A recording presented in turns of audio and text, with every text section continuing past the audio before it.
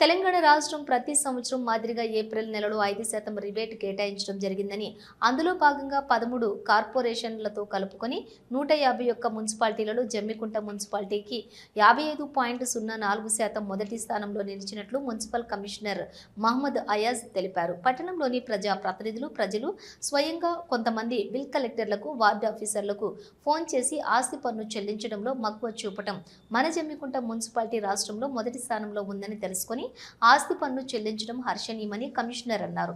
తెలంగాణలో సైతం ఆస్తి పన్ను మొదటిసారిగా 55.04% మొదటి స్థానంలో నిలవడం జరిగిందన్నారు. గతంలో ఆస్తి పన్ను వసూళ్లలో సైతం మొదటి స్థానంలో నిలవడం జరిగిందని, ఇప్పుడు 5% రిబేట్లో ఆర్ఐఆర్ఓ, వార్డు ఆఫీసర్లు, బిల్ కలెక్టర్లు ప్రజలకు ఆస్తి పన్ను వసూళ్లపై వ్యక్తిగతంగా కలిసి వారికి పన్నులు చెల్లించడంలో లాభాలు వారికి క్లుప్తంగా వివరించి ఆస్తి పన్ను వసూలు చేశారని ఆయన అన్నారు. ఆస్తి పన్ను వసూళ్లలో మొదటి స్థానం సాధించడం పట్ల CDMA పలువురు ఫోన్లో లభించినట్లుగా ఆయన తెలిపారు. అందుకు గాను జమ్మికుంట మున్సిపాలిటీ అభివృద్ధికై 3 కోట్ల రూపాయల నిధులు ప్రొసీడింగ్ కాపీని అందజేయనున్నట్లుగా కూడా ఆయన తెలిపారు.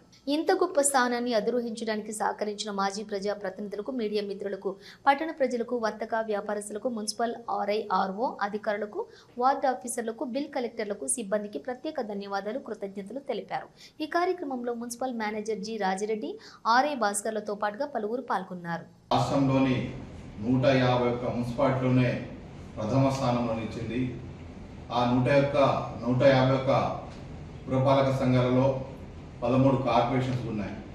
సో ఇంతటి ఘన చరిత్ర సాధించిన దానికి మా యొక్క సిబ్బంది మరియు RO గారు, RI గారు మరియు మా యొక్క అందరు వార్డ్ ఆఫీసర్స్, బిల్ కలెక్టరు ఒక ప్రణాళికాబద్ధంగా పనిచేసి ఎక్కడైతే మనకు పన్నులు వసూలవుతాయో ఎవరిని కూడా బాధ పెట్టకుండా ఒక రిక్వెస్టింగ్ మేనర్లో వాళ్ళకి కౌన్సిలింగ్ చేసి 5% రిబేట్తో ఒకవేళ మనం ఆస్తి పన్ను చెల్లిస్తే మనకయ్యే లాభాలేంటో క్లుప్తంగా వాళ్ళకి వివరించి ఈ యొక్క ఘనతను మన మున్సిపాలిటీ సాధించింది.